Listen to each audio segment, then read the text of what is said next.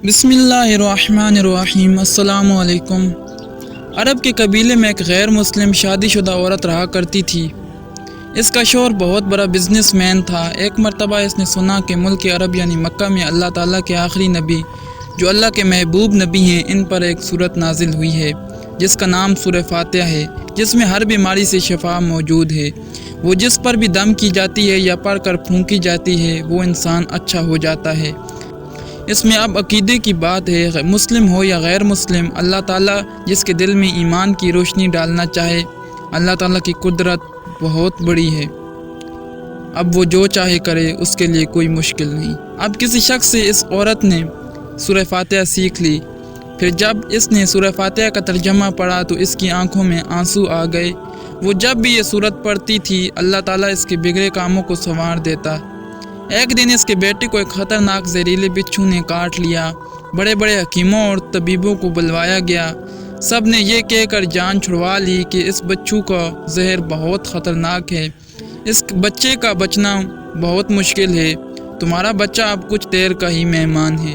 माँ का रो रो कर बुरा हाल था और शोहर अपने खुदाओं की इबादत कर रहा था, इनसे मदद मांग रहा था। फिर जब कोई हल ना निकला तो उस औरत को याद आया कि सूरह फातिहा के बारे में इसने पढ़ा है कि इसमें हर बीमारी से शिफा है। इसके दिल में ख्याल आया कि अगर मैं इसे पढ़ कर अपने बच्चे पर दम करूं तो क्या मेरा बच्चा ठीक हो जाएगा। क्योंकि अल्लाह ताला ने इस औरत को ईमान की तरफ लाना था, इसलिए इसके दिल में इस्लाम की मोहब्बत मज़ीद पैदा करनी थी, तो इसकी ज़बान में तासीर दे दी। जब इसने इस सूरत को पढ़ कर इस जगह पर दम किया जहाँ बिच्छू ने काटा था, तो इसका लड़का उठकर बैठ गया। और जब इसने इस सूरह फातिहा को पानी पर दम करके पिलाया तो वो उठकर ऐसे खड़ा हो गया जैसे किसी बिच्छू ने कभी इसे काटा ही नहीं था। इसका शौहर दौड़ता हुआ इसके पास आया और कहने लगा कि तबीब और किसी हकीम ने इसे ठीक नहीं कर सका, तो तुमने ऐसा क्या अमल किया जो ये बच्चा ठीक हो गया। इसने कहा, कुछ भी नहीं किया, बस एक सूरह है जो हर बीमारी को ठीक कर देती है। बस वो मुझे याद थी, मैंने पढ़कर अपने बच्चे पर दम किया और इसका पानी पिला दिया, तो देखो कैसे ठीक हो गया हमारा बच्चा। इसका शौहर बजाय खुश होने के इससे नाराज़ हो गया और कि तुम क्या जादू टूने कर रही हो। इसकी बीवी कहने लगी, ज़िंदा सही सलामत है हमारा बच्चा, वरना हमसे बिछड़ने वाला था। इसने कुछ न सुना और अपनी बीवी को डांटने लगा क्योंकि इसे इस्लाम से नफ़रत थी। जब इसकी बीवी यही अमल करने लगी तो उसको अपनी बीवी से भी नफ़रत हो गई। अब इस पर वो जुल्म करना शुरू कर दिया। हर रोज़ इसको मारता पीटता और कहता कि अब मैंने तेरे मुंह से ये सूरत सुनी तो याद रखना तेरी खाल खींच लूँगा। इसको अल्लाह ताला के कलाम पर बिल्कुल यकीन नहीं था, जबकि इसकी बीवी को अल्लाह के कलाम पर यकीन हो गया। अब इस औरत को अल्लाह ताला ने किस तरह मदद की, ये बड़ा ईमान अफरोज़ है। इस औरत का शौहर जब घर से काम करने के लिए निकलते वक्त जब इसने अपना जूता पहना तो उसमें वही बिच्छू मौजूद था जिसने इसके बेटे को काटा था। इसके डंक से वो बच्चा तो बच गया मगर ख़ुद को ना बचा सका, क्योंकि वो बिच्छू ने जब इसको काटा तो जहर पूरे जिस्म में फैल गया और वो तड़प तड़प के वहीं दम तोड़ गया। ख़ानदान में यह खबर पहुंची तो कोहराम मच गया। अब शौहर दुनिया से जा चुका था। शौहर के मरते ही इसके घर में तो नौबत फाकों तक आ गई।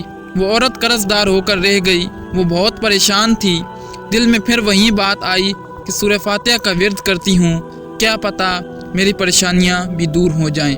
फिर वो ज़ोर ज़ोर से सूरह फातिहा पढ़ने लगी। चलते फिरते उठते बैठते सूरह फातिहा का विर्द करती रही और इतने एतमाद और यकीन से पढ़ती रही जिसका कोई हिसाब नहीं था। जब कोई बंदा अल्लाह ताला से उम्मीद लगाता है तो अल्लाह ताला अपने बंदों की दुआओं को कभी रद्द नहीं करता। फिर यूँ हुआ कि 7 दिन के अंदर अंदर इसको खुशखबरी मिल गई कि इसके कारोबार को संभालने के लिए इसके शौहर का दोस्त आ गया है।